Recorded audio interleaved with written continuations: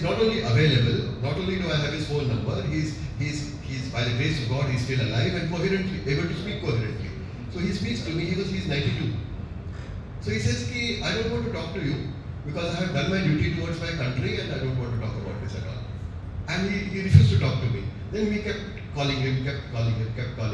Till one fine day he told me, you are a very persistent bastard, okay? Next time you come to Goa, come and meet me. So next time was next evening.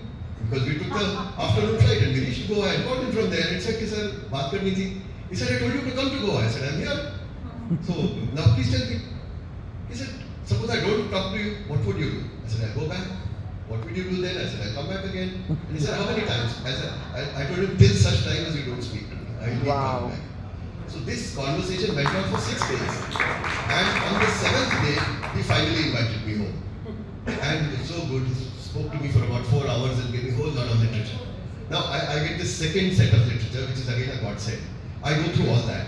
When I go through all that, I realize there is a reference to a worldly tribal leader. And nobody has spoken about her anywhere. A kind of tribal chief, you can say. And nobody has spoken about her anywhere. So to look for her, I land up in Silvassa. I and Sarita land up in Silvassa. Silvassa, we have just one contact.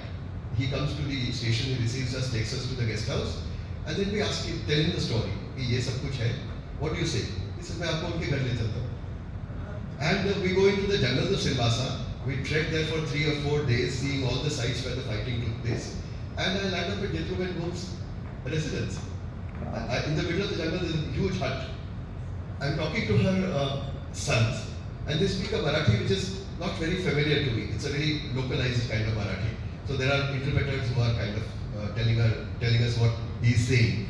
When one smart cut jeans and t-shirt clad woman walks out from there, girl walks out and says, oh, you want to know about my grandmother? Come, I'll tell you.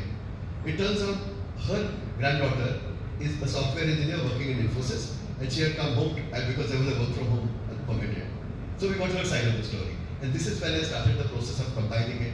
We could say that, see that the whole thing, I didn't have to do anything. Things kept happening to me. And they were kind of shouting out that I write this story and I get it out. So I consider it a blessing that I was chosen to bring this part of history.